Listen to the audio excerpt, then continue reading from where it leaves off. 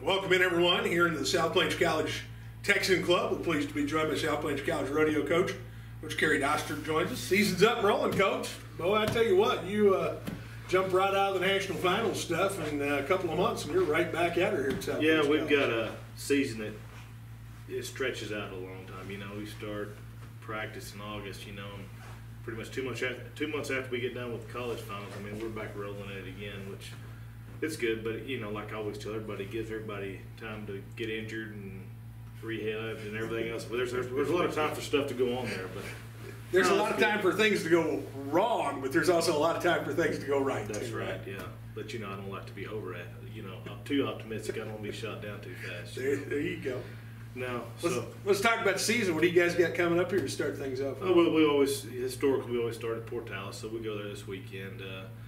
I'm a little happier this year going in. We have an extra week of practice before we got started. So they run the rodeo a week later, so that gives us a little more time to get ready, get the kids settled in. You know, so I think that doesn't just help us, helps everybody. You know, so look, I was pretty happy about that. So we'll go there and then get rolling with the rest of them. You know, Let's talk about the team for 2017, Coach. Let's talk about the guys' side of the card first. What do you highlight here? What's the spotlight on for these guys for this year? Well, Chet Bourne's back. He won the region last year in the Bulldogging. I expect him to do really well in the Bulldogging and his other two events, Team Open and the Cafford Open. He stayed down all summer and practiced and rodeoed all summer with us, so I think he's coming back, and I think he's ready for us, ready for the season. Our other guys, Zach Kirkpatrick's been roping calves really well. He'll be entering the Bulldogging also in the Team Roping. I look for him to do well. Our team ropers that we have that are actually, we got Kate Sherwood and Stephen Ramon, which they wound up, I think, 6th in the region last year. Been roping really well. And then, Hadley Clower, he's healing for Chet, so I think that looks pretty good. And then kid that sophomore that we brought in last, he's been here for a year, Chase Wilson. Bulldog good all last year, but I think he's kind of settled in, and I think he's ready to go, be on the team this year. So I think he's been bulldogging really well too. So I'm looking forward to those guys on the team. And they're all sophomores. They've been here a year, kind of been at the rodeos. They don't want to get those butterflies as bad. So I think that's Casey and I are both really happy with who we've got on there. Let's talk about the girls' side of the card, Coach. Who do you got on the ladies' side of the card we need to be watching for? Our barrel racer Alex Odell, she'll be back. She had a pretty good year. She was a national champion her senior year in high school. She wound up, I think, in the top 10 last year in the barrel racing, which doesn't sound that great, but when you're going against 160 of them, she's done pretty well. And it seems like a lot of the time these girls, as they come down, she's from northern Colorado, come down, they kind of have to learn the arenas, learn how to kind of rodeo without mom and dad and stuff. And Rainey kind of had the same issue her first year here, and then last year she won the region. She wound up like sixth or seventh her first year, and then win the region her second year. So I'm hoping that we kind of replicate that with Alex. Her horse has been running good. He's coming in fresher this year. She kind of held him off the last July and August, kind of let him rest up. Where her first year here, she'd been coming off high school final stuff, and that horse is a little tired. So I think he's going to be a little fresher, and I'm hoping he does well. She actually was over at Port Alice at a big barrel race the other day in the same arena and won the deal. So I'm hoping that works out good for us. Jenna Dowling, a Canadian girl, she's also a sophomore, has been tying goats just outstanding, and she always has tied goats. But it's the same kind of deal. They're not freshmen. They kind of get over those freshman jitters. She's been roping calves good. We've got her partnered up with another girl that's going to be on the points team this week, Cassie Couture from Utah. She actually rodeos in Arizona, and she's just a machine out there. It's all business, and looking forward to seeing what they get done in team roping, and also what she does in her other events. She'll do all 4 events. So, and then the other girl we've got on there is Avery Gonzalez, which she wound up, I think, second in the nation when she's in high school.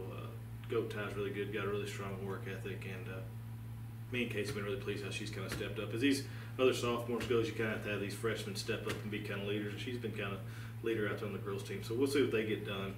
Or on a points team. Overall, we've got a really good team out there. A lot of freshmen coming that are really promising, and I think they'll do well this weekend. And we'll see what we do. I mean, we'll know Saturday night, and hopefully we have better weather out there. Last year we had a lightning delay that lasted. It's miserable. Sit in the truck for hours For on end. hours. But I hope it goes well. We'll see what we get done. Keep everybody healthy, and we'll get ready to go to the next one after that. So.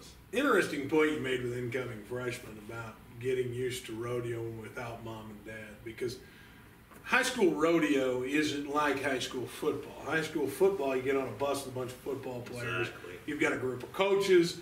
You get subtracted from mom and dad very, very early when you're playing most high school sports. But rodeo is a different animal, especially in high school, because it's very much a family affair for these people. And for them to do this a different way, that's got to be a pretty big jump for some of these kids. And, we extract kids from a pretty good distance, So, I mean, there's a big change coming in. You're in a whole different part of the United States, coming from, a lot of our kids come, as you know, from the Northwest and, in the northern states, and we bring them down here. So, I mean, it's a big adjustment that's coming as a freshman, and we've been really pleased with them, and not saying that the freshmen won't do well, but sometimes it helps us after they've gone to a year of those rodeos and realize that they can compete, come in with a little more confidence that sophomore year. Now, when you talk about the region, and again, we talk about this, I think, every year, but I like to point this out for people who don't follow the sport, especially through college. The region isn't junior college region. No. The region is everybody in the neighborhood from Texas Tech all the way down to the two-year school. So when you talk about barrel racing and 180-some competitors in that region, that's a big deal, I think, for a junior college kid to be in the hunt with those four-year schools. Oh yeah, and it's the same with all the events, because these kids, I mean, we're bringing them in straight out of high school. They're 17, 18. Like Jenna Dallin, she came in, she was 17 years old last year.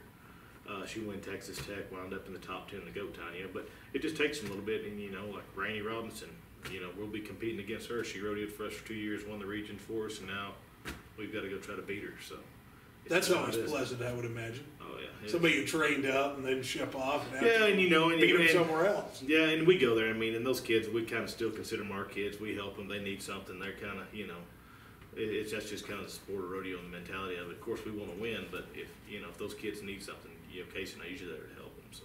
And that in this region, I have to assume that this is probably one of the more competitive regions in the country, where you've got a lot of good junior colleges, but you've got Tarleton down there, who's always got a good program. Texas Tech. There's a lot of good schools down in this part of the world for the sport of rodeo.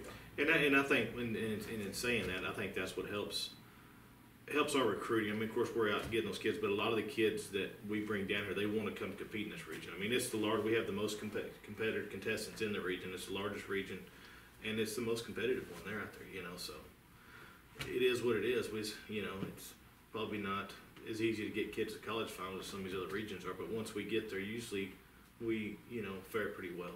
So Portales this weekend. Then what? 4 other ones before you hit that little winter stint where you get into practice and heal up and all that other good stuff. Yeah, and actually, Michael, they're a little better this year. We go to 2 rodeos a week off, 2 rodeos a week off, and then the last rodeo. So they're kind of spread out. We won't be done till the last rodeo of the semester is Alpine, and it's the 2nd to the 4th of November. So we got a little more time, and that gives these kids, kind of keeps them engaged in the schoolwork and the rodeo. We're spread out. We're not so overwhelmed, especially for the freshmen that are kind of new to the deal. But and also, as you said, injuries. It kind of gives you, if you got 2 rodeos and get a couple of kids banged up, horses banged up, at least they got a good 13 days or 12 days to get ready for the next one. And also on the mental aspect of it, these kids, they go and they kind of get beat down, have a couple of bad draws, and you go to 5 in a row like that, it can just be like a snowball effect, And on the other side, it can be on the, you get a kid on a streak, it's really nice to have them in a row, but I kind of like how it's set up to where we kind of keep everybody fresher. And give everybody a little time to heal up, because again, especially when you're talking about rough stock stuff, you're talking about bulldog and those kind of things, it's pretty easy to get beat up during these things, and to have that extra hole in there once in a while to heal up. Not only for the athletes, but for the stock as well. It's a great thing to have. Yeah, keep those horses fresher, so. Because, they go stand and they're at rodeo for 3 days and haul back and forth, I think it's just going to help everybody. And not just us, but everybody. I think it'll keep the kids healthier, and we'll see how it goes. All right, Coach. Any final thoughts for us today before we let you get busy and hit the road for Portales coming up here over the weekend? No, just wish us luck. Hope everybody comes back healthy and safe, and we'll see what we get done this weekend. We'll hope for good quality weather out there, because I think it'll be all right.